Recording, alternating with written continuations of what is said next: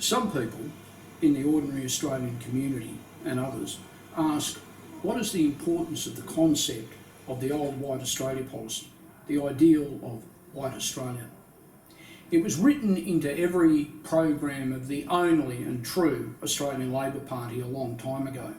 It was written into Australian literature.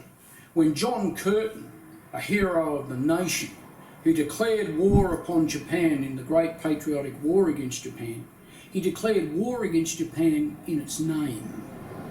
He didn't consider it to be, and none of them did, that it was any type of declaration that any other human being on this earth, not being European and therefore not being white, was any lesser a human being. That was never what was being said by these men. What was being said was that there was a particular Australian identity that came into being around the issue of white Australia. And it was this white Australia that defined who we were and what we were, at least up until the time of its abandonment as an official policy in 1966, and a little bit subsequently, the Gough Whitlam rhetoric, "It's dead, give me a shovel and I'll bury it." The White Australia policy was an ideal. It was an ideal of immigration, but it was more than just an ideal of immigration setting out the fact that Australian labour had to be paid proper wages in a world, and by the way folks, that world is now returning. It was a policy where labour was to be rewarded in an Australian way. Yes, it was. And that this labour was not to be what the unions called sweated labour or exploited labour. All of the things that the unions now are willing to condone in the model of the big Australia that's being marketed by our politicians and other members of the traitor class. If we go back in time and we define white Australia, remember this. They often say that Abraham Lincoln freed the slaves. Well, maybe he did. But the White Australia policy freed thousands and thousands of harmless men taken, kidnapped from the Solomon Islands and other places and forced to work as sweated labour, as slaves on the plantations, the sugar plantations of the large corporations. These men were set free and returned home.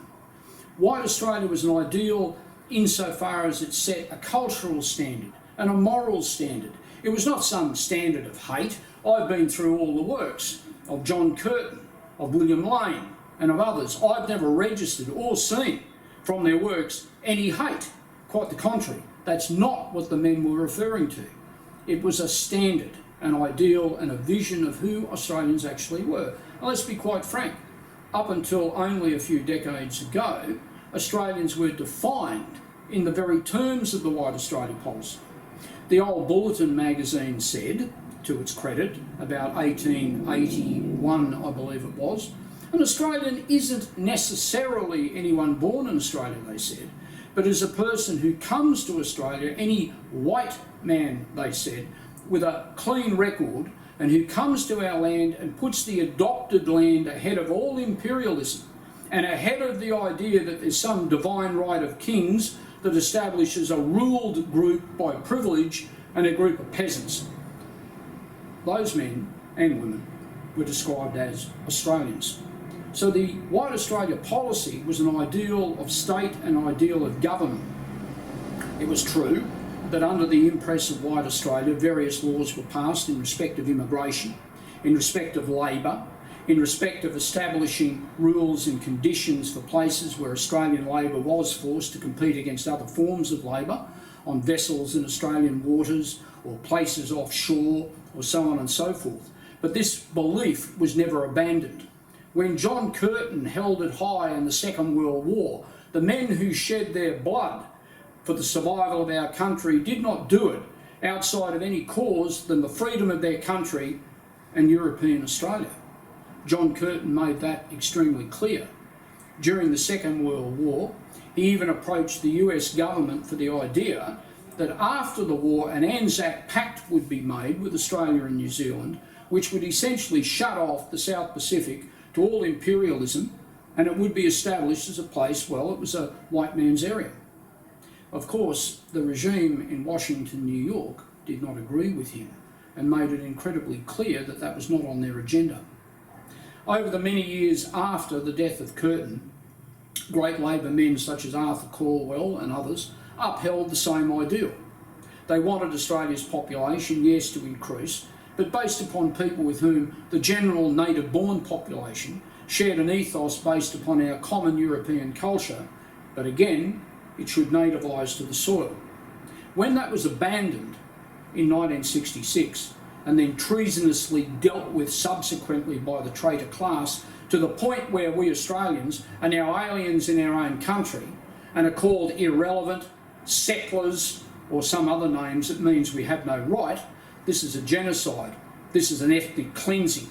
This is something beyond the normal in Australian politics. This is something to oppose. If we oppose these things based on our rights as a nationality, almost inevitably we find our way back to the goals of the original White Australia policy. It's not a policy based on supremacism. It's not a policy based on hate. It doesn't have its formulae dictated to it by some filthy publication like the London Guardian or the New York Times. That's not what it's about. It's simply about an ideal. And when it comes to it, and this is the terrible thing of it, if a nationality is confronted with a genocide and a cleansing, and it takes up a battle and it fights it and maybe wins it and recreates its future upon the vision of the past, the enemy can say whatever it likes, but we will win the war. Thank you.